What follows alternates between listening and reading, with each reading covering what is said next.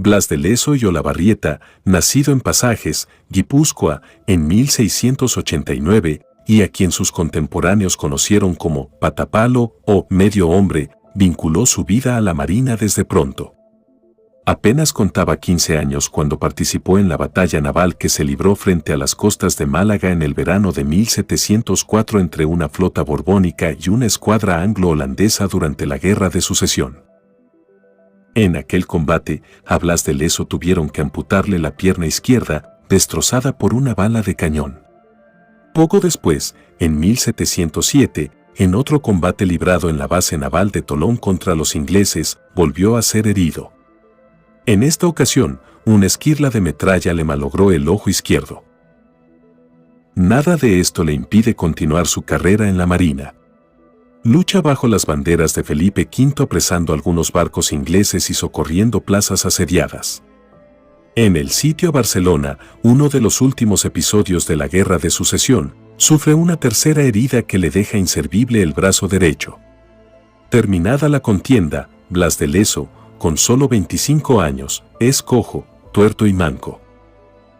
A partir de entonces, su carrera militar se desarrolla en diferentes escenarios, entre ellos el Caribe y los llamados Mares del Sur, donde luchará a las órdenes del almirante Bartolomé de Urdizu contra los piratas y corsarios ingleses que operaban en aquellas aguas.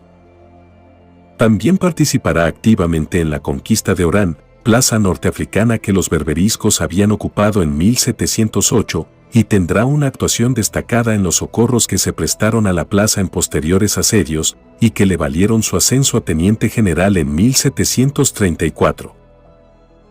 Desempeñó la comandancia general de Marina en Cádiz y, después de un tiempo en la corte, el rey le encomendó el mando de una de las plazas fuertes más importantes del imperio, Cartagena de Indias. Allí fue donde escribiría una de las páginas más gloriosas de la historia militar española. Sería a cuenta del conflicto bélico que España mantenía con Inglaterra, conocido como la Guerra del Asiento y también como la de la Oreja de Jenkins, que había estallado en 1739. El origen del conflicto fue la presa hecha por el capitán español León Fandiño de un barco inglés mandado por Robert Jenkins, un corsario, además de pirata y contrabandista. A Jenkins se le cortó una oreja y, según se cuenta, fue enviado a Inglaterra con un recado para Jorge II: ve y dile a tu rey que lo mismo le haré si a lo mismo se atreve. Jenkins, con su oreja en la mano, compareció ante la Cámara de los Comunes, donde los Tories, conservadores, acosaban al primer ministro Walpole, que gobernaba en nombre de los Whigs, liberales, para que iniciase las hostilidades con la corona española. Los ingleses enviaron tropas a América y una escuadra, al mando del almirante Haddock, a Gibraltar.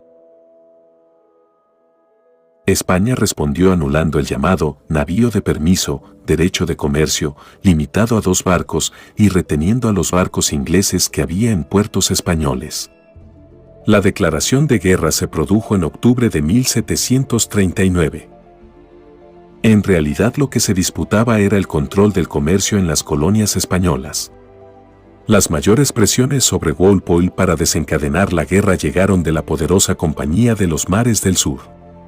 En el marco de ese conflicto se sitúa, en 1741, el ataque de la flota británica a Cartagena de Indias, cuya defensa estaba encomendada a Blas de Leso. En noviembre de 1739, una flota inglesa mandada por el almirante Edward Vernon había atacado Portobelo, mal defendida por los españoles. En Inglaterra se magnificó la victoria, pese a que el botín fue poco importante. En Londres se hacían cuentas de que el poderío español en América tocaba a su fin, y las miradas se volvieron hacia Cartagena de Indias, en cuyo puerto se concentraban las flotas que hacían la carrera de Indias, la ruta entre España y sus colonias. Los ingleses reunieron 195 buques y su potencia de fuego, en torno a los 3.000 cañones, resultaba impresionante. A bordo había más de 25.000 hombres. Entre ellos se encontraba un cuerpo expedicionario de 4.000 colonos de Virginia que dirigía Lawrence Washington, hermano de George Washington. También formaban parte de la expedición unos 2.000 macheteros, reclutados en Jamaica, que serían utilizados como fuerza de choque. Blas de Lezo contaba con los 3.000 hombres que integraban la guarnición de la plaza, unos 600 flecheros indígenas reclutados en el interior y unos 1.500 voluntarios civiles. Tenía las 1.000 piezas de artillería que defendían las murallas y baluartes de Cartagena y 6 barcos de guerra. A pesar de la desigualdad, Blas de Lezo se aprestó a la defensa. Contaba con una buena red de espionaje y se organizó para enfrentarse a los ingleses a pesar de algunas disputas con el virrey Sebastián de Eslava.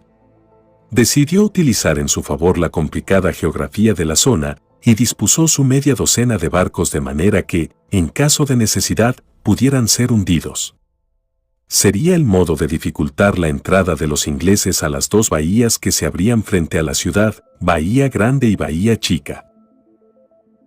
A la primera se accedía por un pequeño estrecho llamado Boca Chica, donde Blas de Lezo situó 4 de sus barcos, el Galicia, el San Carlos, el África y el San Felipe.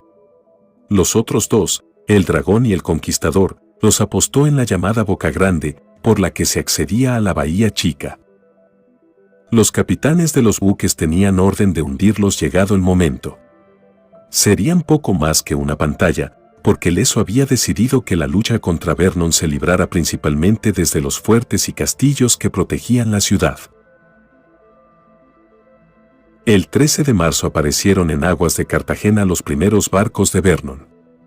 En los días siguientes llegó el grueso de la flota, pero hasta el 19 no se libraron los primeros combates al intentar una docena de navíos ingleses forzar la entrada de Boca Chica.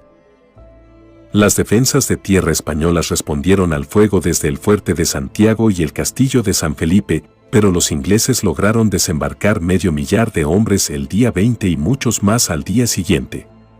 Los de Vernon se apoderaron de varias baterías de la zona. Desde el 21 de marzo hasta el 3 de abril se libró el llamado combate de Boca Chica. Los españoles se vieron obligados a abandonar muchas de sus posiciones y agruparon la resistencia en los 2 fuertes que protegían la entrada de la bahía, el San José y el San Luis, que sufrieron un intenso cañoneo. Blas de Lezo decidió hundir 4 de sus naves para obstaculizar la entrada de los buques enemigos a la Bahía Grande y concentró la defensa en la Bahía Chica. La fuerza del ataque inglés obligó a los españoles a abandonar el fuerte de San José. El 5 de abril los supervivientes de su guarnición fueron evacuados en pequeñas embarcaciones y transportados al fuerte de Santa Cruz, que, poco después, tuvo que ser también abandonado. Los ingleses quedaron como los dueños de la zona. Tras dejar atrás la mayor parte de los castillos y baluartes, los españoles se centran en la defensa de los 2 últimos fuertes, San Sebastián y Manzanillo, y en la ciudad propiamente dicha. Los ingleses consideran que tienen la victoria tan al alcance de la mano que el almirante Vernon envía un mensaje a su rey dando por conquistada Cartagena de Indias. En Londres la noticia se recibió con una explosión de júbilo. La caída de Cartagena de Indias suponía apoderarse de la plaza fuerte más importante del Imperio Español. Tanta fue la alegría que se decidió acuñar una medalla conmemorativa para exaltar la figura de Vernon. El giro inesperado. En la madrugada del 16 de abril, Vernon decidió dar el golpe definitivo. Lanzó al asalto de las murallas al grueso de sus hombres, con los macheteros jamaicanos como fuerza de choque. Sus tropas se dispusieron a tomar el castillo de San Felipe, la más importante de las defensas de Cartagena, pero se encontraron con una resistencia mayor de la esperada. Blas de Lezo había ordenado ahondar los fosos que protegían la fortaleza y las escalas inglesas resultaban insuficientes para encaramarse a las murallas. Todos sus intentos se estrellaron ante los lienzos de San Felipe en medio de una verdadera carnicería. Los bombardeos continuaron sobre la ciudad, pero la desmoralización había cundido entre los ingleses, que recibieron la estocada final cuando los españoles efectuaron una salida y les obligaron a reembarcar. El 9 de mayo, Vernon comprendió que el triunfo se le escapaba. Sobre sus hombros pesaba ahora el correo enviado a su rey vendiéndole la piel de un oso que aún no había cazado. Los ingleses habían perdido 9 de sus barcos, pero lo peor fue que, con las bajas sufridas, cerca de 10.000 muertos y más de 7.000 heridos, Vernon carecía de hombres para maniobrar las naves restantes. Tuvo que abandonar casi medio centenar de ellas antes de poner rumbo a Jamaica. Leso había infligido a Inglaterra la mayor derrota de su historia naval. Las bajas españolas sumaban 2.000 hombres entre muertos y heridos, habían sido hundidos los 6 barcos con que contaban y las defensas de la ciudad estaban seriamente deterioradas. Cuando a Londres llegó la noticia de lo que había sucedido, la euforia se transformó en consternación. A la gravedad de la derrota se sumaba una humillación como jamás había sufrido la armada inglesa. El rey dio instrucciones para que un manto de silencio cayera sobre lo ocurrido. Vernon regresó a Londres sumido en el descrédito. Fue relevado de su cargo y años después expulsado de la Marina. Sin embargo, a su muerte, acaecida en 1757, se decidió enterrar sus restos mortales en la abadía de Westminster y poner en su sepulcro una ambigua leyenda sobre lo ocurrido en Cartagena de Indias, señalando que hizo cuanto estuvo en su mano. ¿Y qué fue de Blas de Leso? En Cartagena de Indias, a raíz de la descomposición de los cadáveres, se desencadenó una epidemia que se cobró numerosas víctimas. Una de ellas fue Leso, que murió 3 meses después de la batalla. Sus restos mortales fueron a parar a una fosa común. Aunque el militar se ha visto relegado de la memoria colectiva, la Armada Española ha intentado mantener vivo su recuerdo bautizando con su nombre algunas naves.